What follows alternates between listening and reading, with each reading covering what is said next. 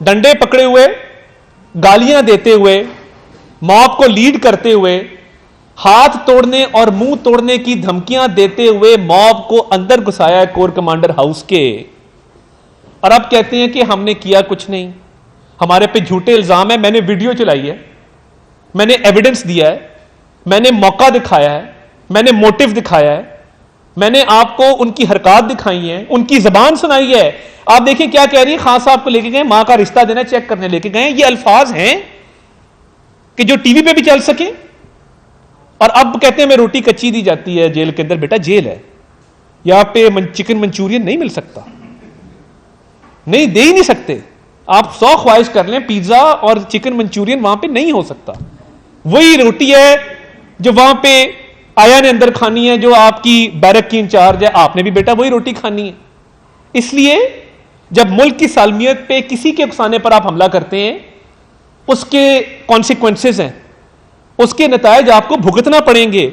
यह नहीं हो सकता कि आप यकतरफा कार्रवाइयां करते जाएं, दहशतगर्दी के वाकयात करें और बाद में कहें हम खवातीन हैं, हमें यह सलूक ना किया जाए, सोशल मीडिया के पर्चे करें। भैया अगर आप घर में बैठ के कीबोर्ड पे यह कार्रवाई की होती, सोशल मीडिया के पर्चे दे देते। आप चल के गए हैं, आपने हमला किया है, तो उसके तो नतायज भुगतने पड़ेंगे। और इन तमाम लोगों को देखें, मैं आपको यकीन दिलाता हूं, इनको सजा होगी, इनको कैद काटनी पड़ेगी। अभी तो चले मुकदमा चल रहा है ना, जो एविडेंस आ चुकी है, 10-10 साल कैद भी हो तो मैं समझता हूं कि वो कम सजा है कि इन्होंने हमारी नेशनल यूनिटी को, नेशनल प्राइड को, कौमी सलामती को मजरू करने की कोशिश की है।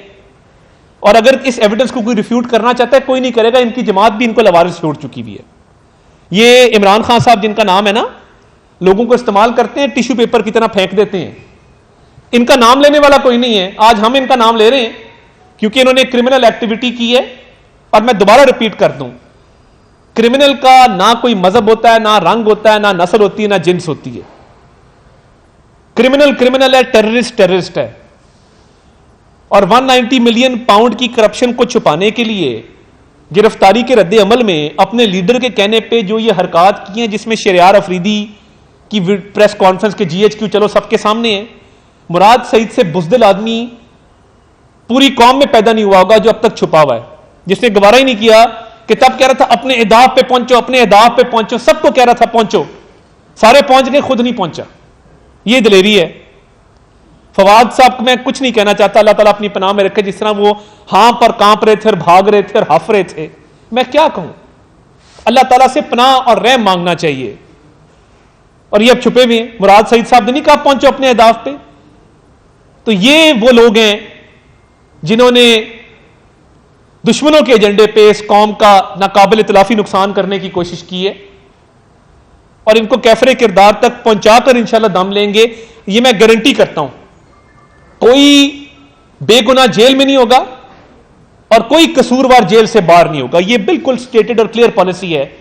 खतीजा शाह साहिबा उनके वालिद मिनिस्टर रहे हैं, वो बड़ा दावा करती हैं, वनवासी हैं, एक्स आर्मी चीफ की। इसका कतन ये मतलब नहीं है कि आप दहशतगर्दी के वाकयात में मुलव्वस हों। अगर आपका बाप एडवाइजर है या आपके नाना किसी जमाने में चीफ अवामी स्टाफ थे, नो मैडम नो। आपका ब्रांड है, 53 लाख के आप जोड़े बेचती होंगी, आप अरबपति खातून होंगी, बड़ी इंटाइटल्ड फील करती होंगी, अपने आप को बहुत समझती होंगी कि मैं बड़ी बला हूं। मगर पाकिस्तान की कौमी सलामती पे हमला करने का आपको भी राइट नहीं है। कभी जेल देखी नहीं है। इनका ख्याल था कि ये हमले करके भी हम बच जाएंगे। बचत नहीं होगी। कौमी सलामती और पाकिस्तान सबसे पहले है, बाकी सब कुछ बाद में। तो मैं सिर्फ ये एविडेंस आपके सामने रखना चाहता था क्योंकि हमारे काफी यूट्यूबर वीलॉगर भाई हैं जिनको बड़ा तरस आता है, दिल उनके जल्दी पिघल जाते हैं। वो जब कोर्टों में जाके वीडियोस बनाते हैं तो वो फिर समझते हैं कि ये मासूम है। मगर आप भी कैमरे की आंख से देखें, अपनी आंख से ना